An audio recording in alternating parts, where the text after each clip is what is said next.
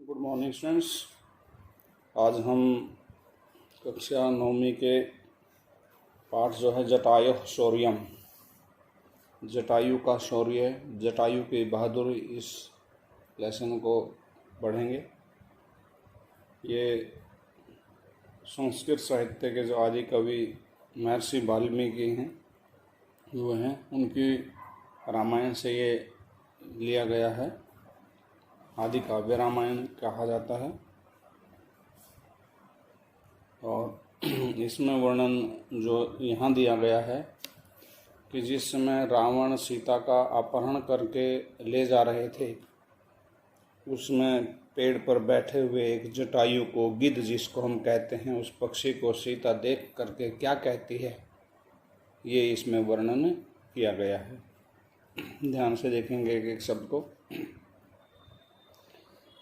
सा तदा करुणा वाचो विलपन्ति सुदुःखिता वनस्पति गतम गृधम ददर्श आयत लोचना।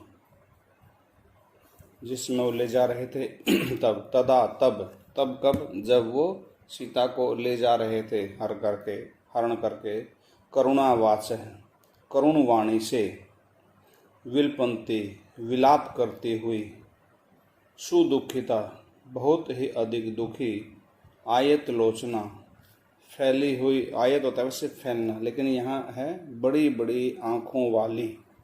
सा उसने, ये सीता का विशेषण है, आयत लोचना की बड़ी बड़ी आँखों वाली। सा उसने किसने, उस सीता ने, वनस्पति गतम गृधम ददर्श, पेड़ पर बैठे हुए जटायु को, ददर्श मीन से देखा। ददर्श जो है दृष्ट धातु है, लिट लकार में बनता है। ये लिट लकार वहाँ प्रयोग किया जाता है जहाँ हमने केवल सुना है, देखा नहीं है। जैसे अयोध्या में राम राजा हुए, तो इस प्रकार से बभुव, अयोध्यायाम राम है राजा, बभुव, भू धातु से बभुव बनता है, तो वहाँ इसका प्रयोग किया जाता है। तो जिस समय सीता को हरण करके ले जा रहे थे, तो उन्होंने क्या कहा, तब अत्यंत ही करुण वाणी से विलाप करती हुई, बहुत ही अधिक दुखी, बड़ी बड़ी आँखों वाली उस सीता ने, वनस्पति गतम, पेड़ पर गए हुए अर्थात बैठे हुए, गिरधम ददर्श, उस जटायु पक्षी को देखा। दूसरा श्लोक है, जटायो पश्य माम आर्य ह्रियमाणम अनाथवत अनेन राक्षसेन्द्रेण करुणम पाप कर्मणा।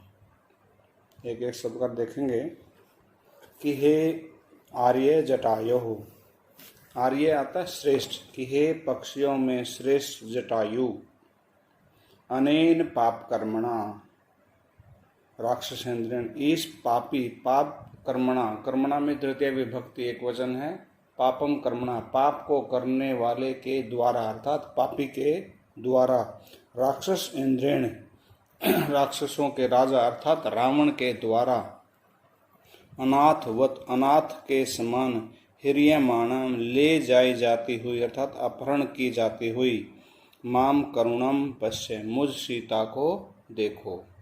वो कह रहे कि हे पक्षियों में श्रेष्ठ जटायु, इस पापी राक्षस के द्वारा, राक्षसों के राजा इंद्र के द्वारा अनाथ के समान ले जाई जाती हुई मुझ सीता को देखो। ओके, तो तीसरा श्लोक है, छोटे छोटे श्लोक हैं, ज़्यादा बड़े इसमें नहीं हैं। नेक्स्ट है, तम शब्दम अवसुप्तम जटायु रथ शुश्रुवे निरीक्ष्य रावणं क्षिप्रं वैदेहीं च ददर्श।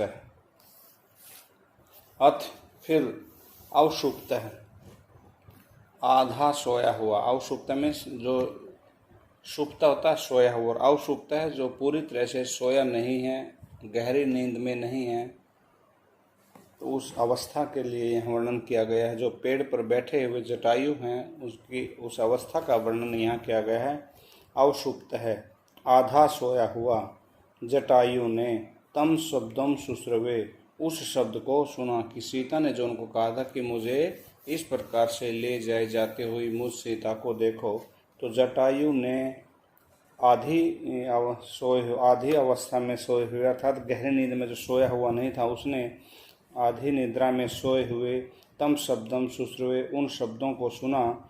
रावणम निरीक्षय क्षिप्रम, रावणम निरीक्षय, रावण को देख करके, निर प्लस इक्स प्लस लेप निरीक्षय में देख कर, क्षिप्रम शीघ्र ही, सह उसने, वैदेहीम ददर्श, और सीता को देखा।